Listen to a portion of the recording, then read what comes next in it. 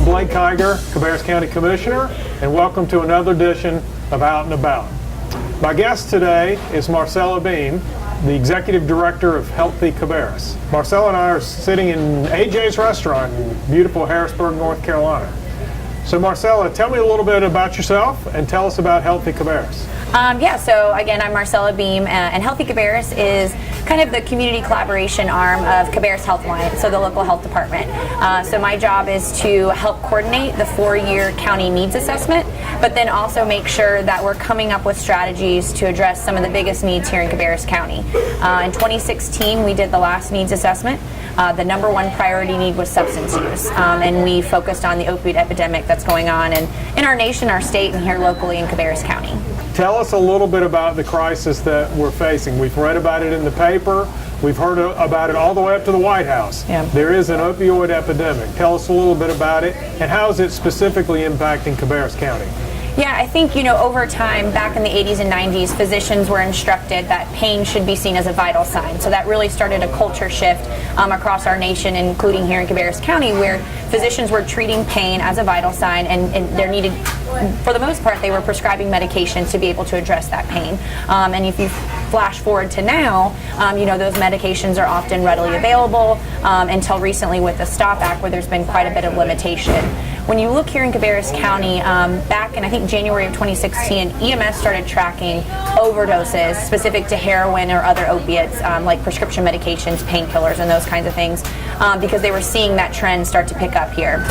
And then if we look to actually last August of 2017, we hit a peak of 81 overdoses in the county, 9 of which did result in someone's death. And so when you see that impact in a population our size, and more importantly, a tight-knit community like Cabarrus County, people start to realize that it's not something going on somewhere else, it's something truly in their own backyard. And I think as a community, there's been quite a universal response. People are starting to realize that it could be anyone and that it's not a specific person. Oftentimes I get the question, so what does an opiate or heroin user look like? And the response I always give is me. It could be anyone, and we have to be very vigilant and very supportive to people that we may be concerned about. We have a substance use coalition here in Cabarrus County. We also have a drug-free communities grant, which is a prevention-based grant for youth. So there's a lot of efforts going on. Our county commissioners convened the Mental Health Advisory Board. Law enforcement is carrying naloxone now, so if they come upon a situation where someone has overdosed, they can revive them. Our EMS are collecting medications from people who are homebound and properly disposing them. The most recent project would be the Leadership Cabarrus project from this past year, where we purchased 2 new medication drop boxes for the county. So those are locations where someone can take unused medications that are expired out of their cabinet and drop them off. One is here in Harrisburg, at Harrisburg Hometown Pharmacy. The second new one is going to be at Moose Pharmacy in Mount Pleasant. Before that project, there was 3 in the county. 1 at each of our law enforcement offices, so the Sheriff's Office, Concord Police, and Kannapolis Police Department. So when you look at Cabarrus County, those 3 were previously pretty centralized. They were all within those major cities, so residents on the outskirts didn't have easy access. And I'll say the Moose Pharmacy location, they had their box for about, I would say 3 weeks, and it was already full, and they had to have those disposed. They had collected 36 pounds of medication. So I think it's awesome to see, Leadership Cabarrus is led by the Chamber, so our business community is getting involved and trying to find solutions for their employees and residents of where their offices are housed. So it really is a collaborative effort. Oh, absolutely. We meet fairly regularly as a group, and you've got EMS, the Sheriff's Office, Concord, and Kannapolis PD. You've got both your school systems, county commissioners. You've got Mike Downs, our county manager. Representatives from both Concord and Kannapolis City Council participate, as well as Harrisburg. And I think that just shows you this isn't something, in the business community, this isn't something that one organization, this isn't something Cabarrus Health Alliance, Healthy Cabarrus, our hospital system is going to solve, because we each play a part in making sure that there's a solution. We oftentimes say, when we see a dip, and most recently our overdose rates based on EMS data are back down into the teens and low 20s per month, where we were at 81 in just the month of August. And we can't put our finger on specifically what's working, so we all kind of just agreed to keep doing everything because we're going to continue to see success if we're all at the table. Right. Well, let's go back to the drop boxes. Tell us why we should have drop boxes? What's the need? Why can't we just take whatever's unused, throw them away, or flush them down the toilet? Absolutely. So first, flushing them down the toilet actually puts them in our water system. So they go into our sewer system and then through filtration and things like that. I don't know anything specific about Cabarrus County, but in several other communities, and I'm sure here as well, they've actually found traces of medications in the water supply for residents. So that's a big no-no, so please dispose of them properly. And then putting them in your trash. I'm a mom, I have a 2.5-year-old, and he's figured out how to open and close the trash can, which if I put medications in my trash, the risk of him getting access, even pets who may get into a trash can, or other people. I mean, the biggest thing, if you do have, let's say, not expired medications, but medications you're currently taking, because that's the other thing. I may have just had surgery and I'm on an opiate and I've got that in my home. We really recommend locking those up within your home. If someone's interested in a personal lockbox, we do have them at the Health Alliance and we can give them out, because now kids are reporting that typically the first substance that they're using is potentially a prescription medication, because it's the first thing that they can get their hands on for access.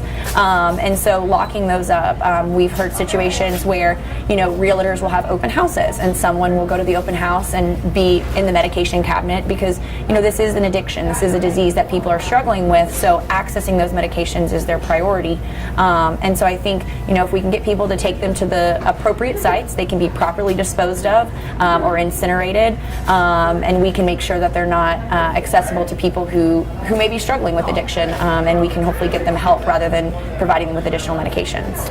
Right, and that hopefully we will be able to get the word out and make sure people know where these boxes are and why they're important. I recently heard a story of someone getting a carpet replaced, and as people come in, moving furniture around and then put it back, all of a sudden medication that was next to the bed on the nightstand that was a heavy narcotic for something serious was gone. And so that's a scary thought. And I tell people too, I'm a stranger to most people who are probably watching this, but you know, if I can guess that your medication's in a cabinet in your bathroom, in a cabinet in your kitchen, in your bedside drawer at home, maybe in a purse, you know, as a stranger, if I know that, most people know that, and that's where we traditionally keep our medications. And so locking them up, making sure that they're properly disposed when expired, is really the first step that every resident can take when dealing with this. Okay, well, this is all great information.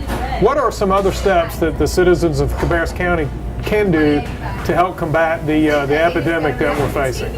I think acknowledging that it is a problem in our community. I think those of us who work in this field talk about it quite often, and we feel like it's something near and dear to us that we want to address. But I think as a community, understanding that it is something that's here and that we can have solutions to address it. I think also, like I said earlier, you know, addiction is a disease, and I think oftentimes in our community, not Cabarrus County, but in our nation, you know, we treat addiction or a mental illness, a disease from the neck up, differently than any disease from the neck down. So if we can really work to destigmatize that and not judge people when they're struggling, and help to link them to resources and services, we have a great support system here in Cabarrus County. Most people have grown up here, they're passionate about their neighbors, and they want to make sure that everyone's safe. And so I think, you know, getting rid of their, locking up or getting rid of medications, being comfortable having the conversation. Kannapolis PD and Concord and the Sheriff's Office all hosted community conversations, and there was a parent there who talked about losing their son, and he said, you know, after my son passed away from his addiction, he said people came up to me and they said, you know, I thought something was going on, but I didn't want to step on your toes. And his response was, I would have rather had someone break my feet than not told me. And absolutely. I think I use that example often so many times because we're uncomfortable to have that conversation, but it's even more difficult when someone passes away and we haven't had it. Well, I tell you, on behalf of the Board of Commissioners, we thank you for all your hard work. We thank you for bringing this to the forefront and helping provide information to our board so that we as a county can move forward and try to do our part in handling this epidemic. Thank you so much. And I will say, you know, I get to go out and have these conversations, but truly I think Cabarrus County is a built community for this, and we have partners who are willing to work together, and that's where the solution lies. Great. Well, on behalf of the Board of Commissioners, we thank you for watching. If you get a chance to come to AJ's in Harrisburg, I understand the double cheeseburger is pretty tasty. So that will do it for this edition of Out and About. If you have suggestions for topics or location that you would like to see on Out and About, please contact us. Our email address is outandabout@cabarruscounty.us.